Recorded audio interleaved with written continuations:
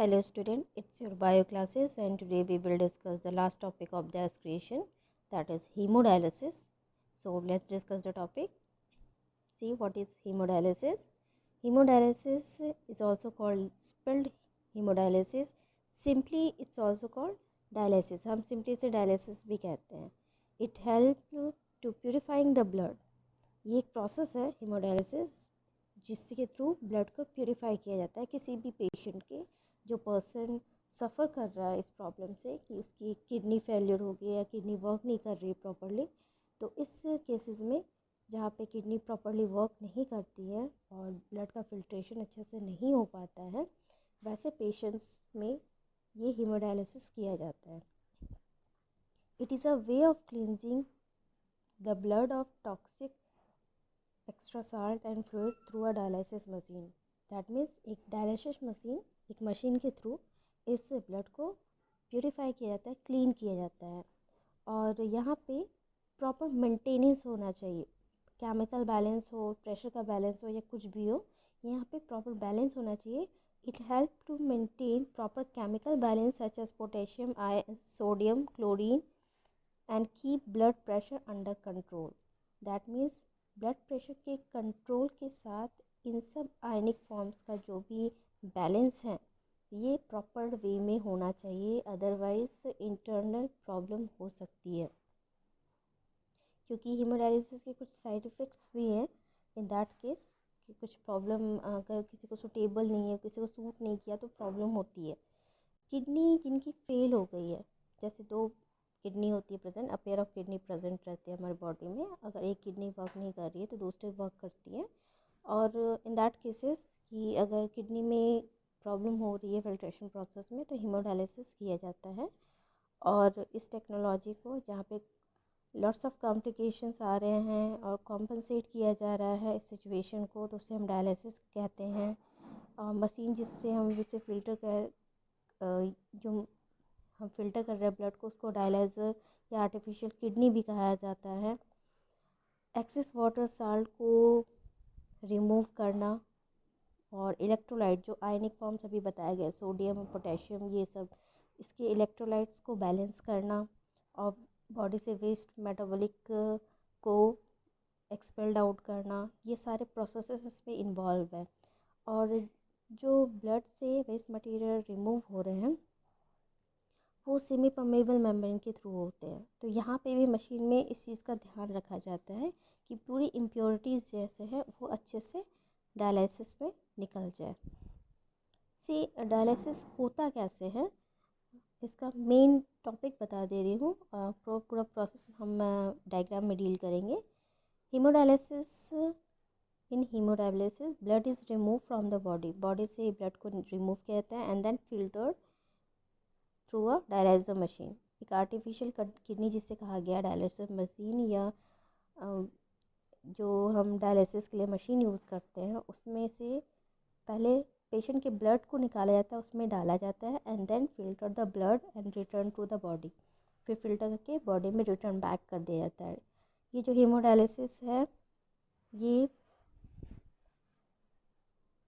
करने में काफ़ी टाइम लगता है और जो नीडी पर्सन है वो एक वीक में 3 to 4 टाइम्स उनके बॉडी में ये किया जाता है normal. Here you see the diagram of hemodialysis, ये आपके एनसीईआरटी बुक्स में भी अवेलेबल है।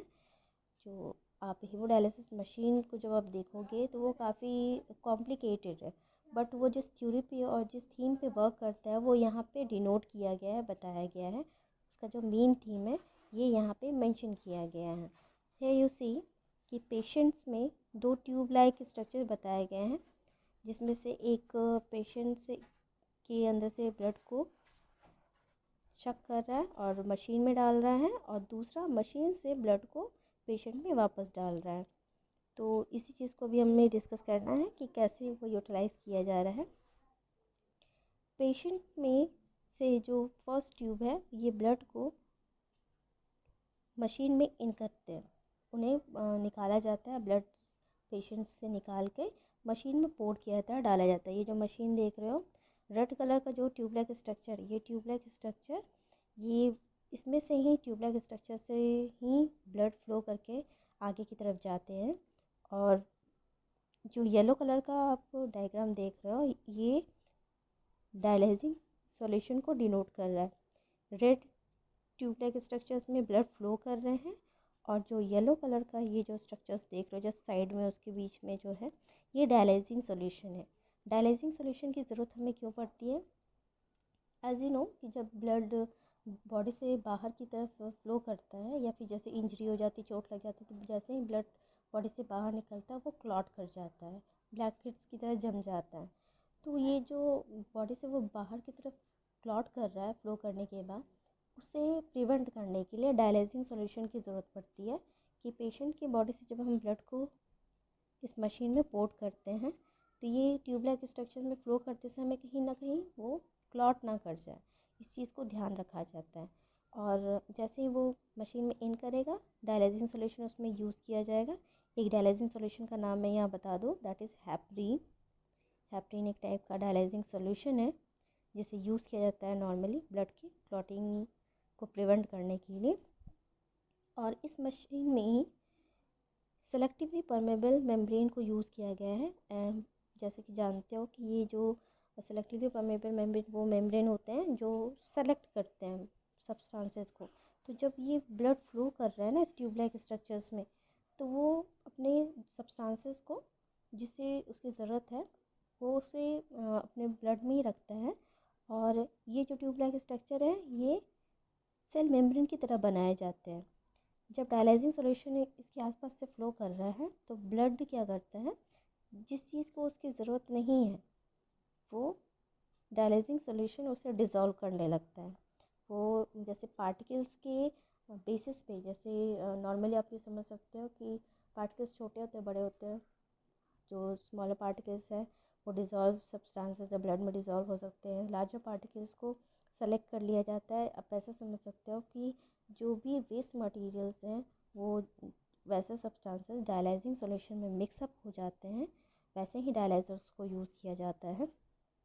और डायलाइजिंग सॉल्यूशन के साथ मिक्स होने के बाद due to the permeability select करके उसे मिक्स करके जब डायलाइजिंग सॉल्यूशन वेस्ट मटेरियल के साथ मिक्स होता है तो वो सेकंड बॉटल में जाके स्टोर्ड अप होगा। ये फर्स्ट बॉटल से उसे इंक्लूड किया जाता है मशीन में, और सेकंड बॉटल में जब ये यूज अप हो जाता है तो वो जाके उसमें एक्सिस जो भी वेस्ट मटेरियल्स हैं उसे वहाँ स्टोर किया जाता है। सेकंड वाले बॉटल्स में वो स्टोर्ड अप हो जाते हैं। तो एज इट इज़ जैसे ही पेशेंट की बॉडी से ब्लड आया मशीन में डाला गया, सेम टाइम डायलाइजिंग सॉल्यूशन को डाला गया और यहाँ ब्लड फ्लो कर रहा है।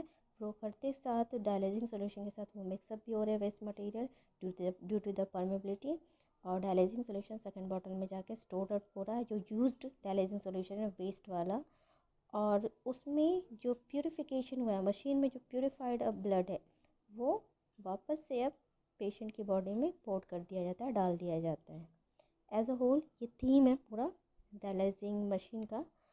आप नेट पे एक बार डायग्राम्स का सर्च कर सकते हो, इट्स क्वाइट कॉम्प्लिकेटेड। और उसमें आप एक चीज़ देखना, इसमें फ़िलहाल मेंशन नहीं है, यहाँ छोटा सा एक पॉइंट यहाँ पे दिया गया है। ऐसे बहुत जगह पे देखोगे कि वहाँ पे स्टॉप वॉच टाइप का लगा हुआ है, that helps to maintain the blood pressure. ठीक है, यहाँ पे भी मैनेज किया था, वहाँ पे भी मैनेज किया जाता है। यहाँ पे पंप जब बॉडी से पेशेंट के ब्लड को लिया जाता है तो उसके प्रेशर को मैनेज किया जाता है। साथ में ये बहुत ज़रूरी है कि जब मशीन इस चीज़ को प्योरीफाई कर दे, ब्लड को प्योरीफाई कर दे, तो जब बॉडी में डाल रहा है पेशेंट की बॉडी में वो वापस जा रहा है तो उसका प्रेशर पेशेंट के अनुसार होना चाहिए, नॉर्मल प्रेशर होना चाहिए ब्लड का, ताकि बॉडी का जो नॉर्मल सिस्टम है वो अच्छे से वर्क कर सके।